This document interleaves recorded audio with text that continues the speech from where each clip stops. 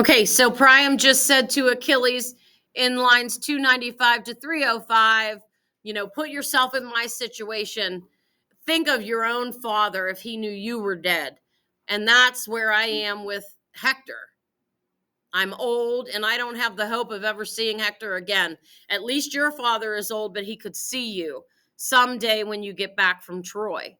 Now, kiddos, what do you remember about Achilles? What did his mother tell him at the very beginning? Will he ever return to Greece? No. Why not? Why will he never return to Greece? Go ahead. Well, he's going to die after killing Hector.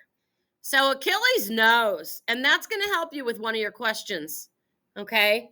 Achilles, keep in mind, Achilles knows.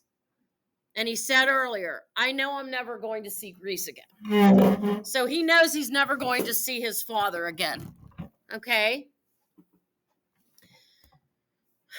So Priam's appeal to Achilles continues on line 306. Are we ready? He says, noble sons I fathered here in Troy, but scarce one man has left me. 50 sons I had when the Greeks came, 19 out of a single belly. Others were born of attendant women. Most are gone. Raging Ares cut their knees from under them, and he who stood alone among them all, their champion and Troy's champion, 10 days ago, you killed him, fighting for his land. And of course, we're talking about my prince, Hector. It is for Hector, or for him, that I have come among these ships to beg him back from you, and I bring ransom without limitation, ransom without stint. What price will Priam pay to get his son's body back? Anything. Good job.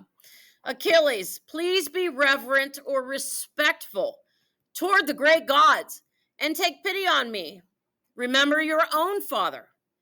Think me more pitiful than your own father by far, since I have brought myself to do what no man else has done before, to lift to my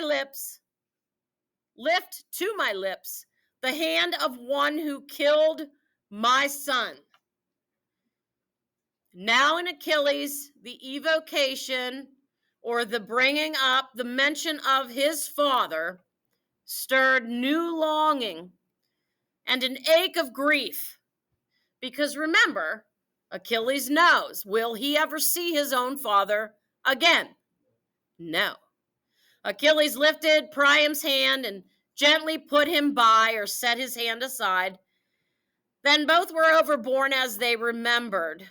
And the things that they are remembering are introduced by a colon. The old king huddled at Achilles' feet, wept and wept for Hector, killer of men. That's what he's remembering. And great Achilles wept for his own father and for Patroclus once again. And sobbing filled the room. Now, please do not work on question H until we're done reading, and then you'll have time to go back through. But when Achilles' heart had known the luxury of tears and pain within his breast and bones had passed away, he stood then, raised the old king up in pity for his gray head and gray beard cheek, and spoke in a warm rush of words. And let me introduce what he said.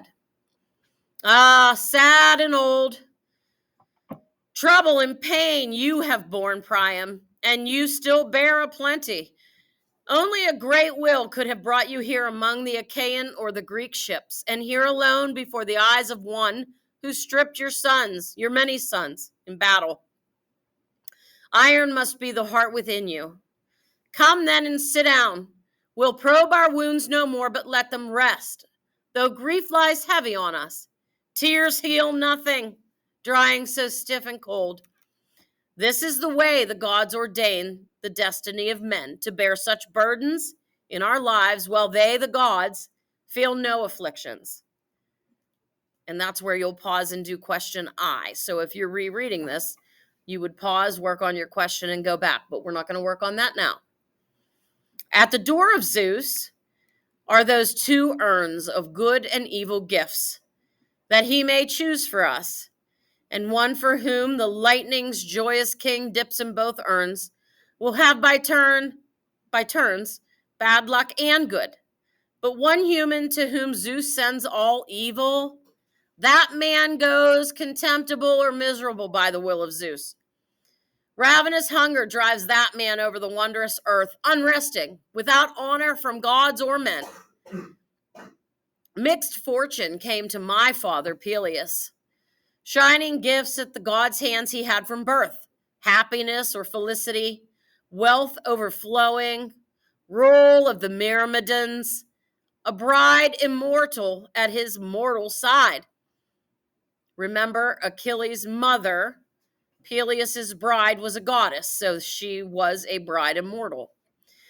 But then Zeus gave afflictions too. No family of powerful sons grew up for my father Peleus at home, but one child, Achilles, of all seasons and of none. Can I stand by him, my father, in his old age? No, because I am going to die very soon. You guys know that. I know that. Achilles knows that. Priam does not. Far from my country, I sit at Troy to grieve you and your children. You too, sir, in times past were fortunate, we hear men say. From Makar's isle of Lesbos, northward and south of Phrygia and the Straits, no one had wealth like you, King Priam of Troy. And no one had sons like yours, King Priam of Troy.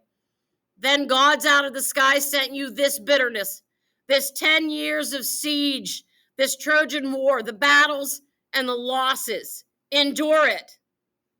Endure it then. Live with it. And do not mourn forever for your dead son. There is no remedy. You will not make him stand again. Rather, await some new fortune to be suffered. Sooner or later, a new misfortune will come about. The old king and his majesty replied, and here's what he said. Never give me a chair, my lord, while Hector lies in your camp uncared for. Yield him to me now. Allow me sight of him. Accept the many gifts I bring. May they reward you, and may you see your home again. You spared my life at once, and let me live. Achilles, the great runner, frowned and eyed him under his brows and said, Simmer down, Priam. Don't you make me angry. And that's where we stop.